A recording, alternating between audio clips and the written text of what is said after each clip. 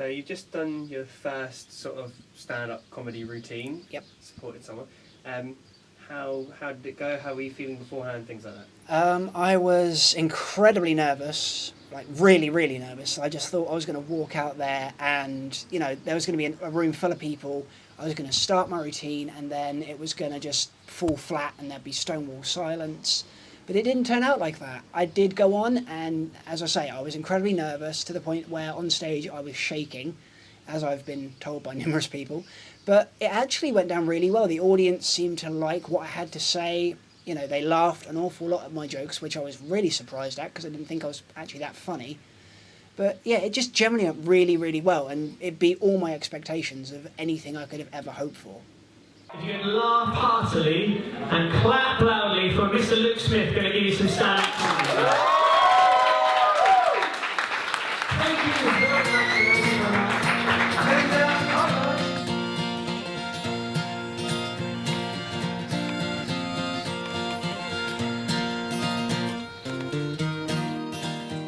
Introduce yourself.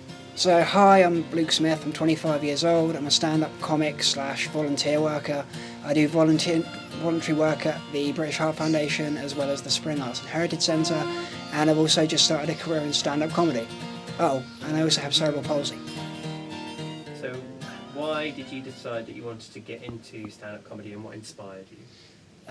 Well, I've always liked stand-up comedy. I mean, growing up as a kid, I always found stand-up comedy to be really funny and just different. They could take any subject matter and just make it funny. They can take a certain aspect of death and it can make a room full of people just howl with laughter. And I was like, well, if they can do that, and make people openly laugh in hysterics, then so can I. Walking actually to Tesco at the time, and I'm there looking in Tesco, minding my business, see this like nice old lady, she's there doing I don't know what, and then fucking drops dead right in front of me. I'm like, fuck, what the hell do I do now? I'm beginning to panic, and then I stopped and went, I've seen her, and I'd seen her at the checkout 5 minutes earlier, buying a bag for life. Do you think there's anything that's off limits within comedy? Is there obviously culture and religion and things like that?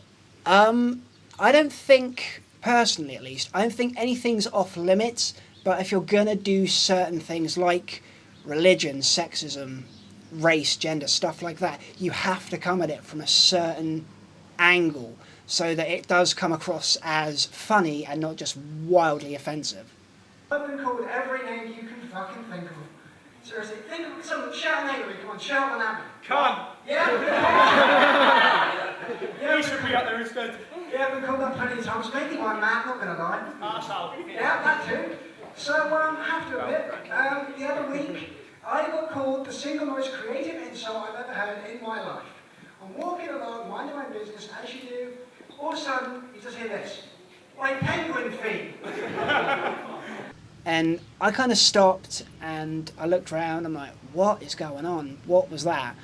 And yeah, this I suppose he must have been 14 to 15-year-old kid, literally just stood maybe 10, 20 yards away from me. And I turned around and said, sorry, say that again. And he went, you walk like a penguin.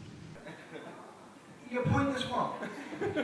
And seriously, I'm not gonna lie, this guy looked like he was a fucking person that would go on Jeremy Kyle. Seriously, I looked at his fucking teeth, he was missing at least half of them. And I'm sort of like, sorry, do I? He's like, yeah, look at you waddling along, you frickin' penguin. And this just went on for like 5 to 10 minutes. And to be honest with you, I mean, I sort of stood there and was like, I don't know whether to be insulted that he called me penguin feet, or actually more insulted that something that looks like that can come up with something that fucking clever. I'll tell you. But, I actually tried to say to him, look, it's not what you think, I have a disability, it affects me different, you walk in a certain way, I walk in a certain way. But, I mean, he wasn't really paying attention. I think he was just doing it to show off to his mates. And, that is sometimes a daily occurrence with me, but it doesn't affect me as much now as it did when I was growing up.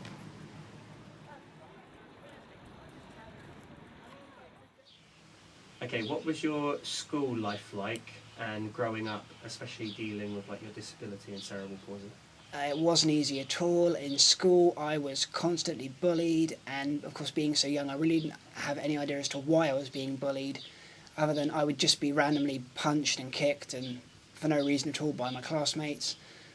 Growing up with the disability that I had obviously no idea about it, so I wasn't really sure what was wrong with me, but I knew that I had to see a lot of doctors and specialists, but I wasn't sure as to why. As I got older, my school life was still a living hell. I would still go through daily verbal taunts as well as physical abuse from other students. The teachers weren't a lot of help. They seemed to say, you know, brush it off and just carry on, but it was never that easy. And it was just really, really hard.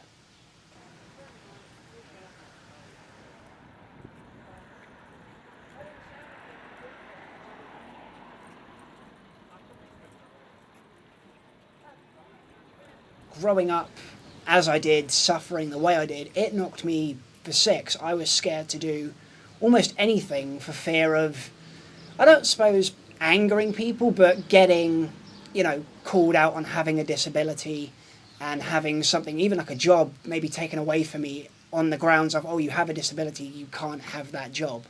But as I've gotten older and I've learned more and more to deal with it, I mean, I've probably grown in confidence as I've gotten older and I've been able to deal with the disability and the fact that I've probably got it for life more and more and more. So when it comes to the stuff like the stand-up comedy, it enhances my confidence even further, because I've got to the point now where I don't care what people say or what people think about me having a disability. It's just a part of who I am, and it's always going to be that way. So yes, my name is Luke. Yes, I do suffer from cerebral palsy, but you know, it's one of those things in life I don't give a fuck. Seriously, I'm 25, I've lived it my entire life, you know, I don't give a fuck anymore. There's no point in hiding it. So outside of stand-up comedy, what are your sort of interests in life and things like that? Outside of stand-up comedy, I love to do volunteer work. I volunteer at the British Heart Foundation in Havant, as well as the Spring Arts and Heritage Centre. Both of those jobs which I absolutely love, because you actually get to meet a lot of people who have other disabilities that maybe you weren't aware of. And, you know, you get to interact with them and find, you know, they're just people like yourself, you know, like any other general person. They're just another human being. And a lot of the people I get on really well with, and they're really fun to be around. And at the same time, at least in terms of the British Heart Foundation, you know, we're raising money for a very good cause.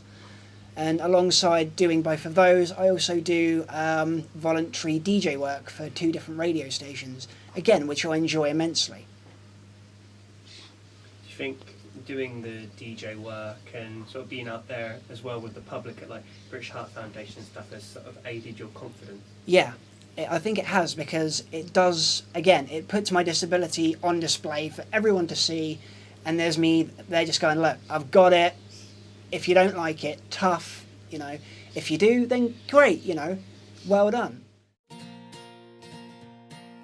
And where would you like to take your stand-up comedy in the future, and what do you sort of want to do with your routine and things like that? I'll develop my routine as I do more and more gigs, and I work out what jokes do work on audiences and what jokes maybe don't work so much on audiences. Obviously, I'd like to get my name more and more out there and get more well known, and hopefully, like, say, 5 to 10 years, I can be headlining stuff like maybe the O2, or, you know, venues in London, or just anywhere in England, really. But my goal would be, you know, just to have like a headline set at the O2 and just have, you know, thousands of people coming to pay to see me. guys, that's all I've got. You've been great. Thank you so much.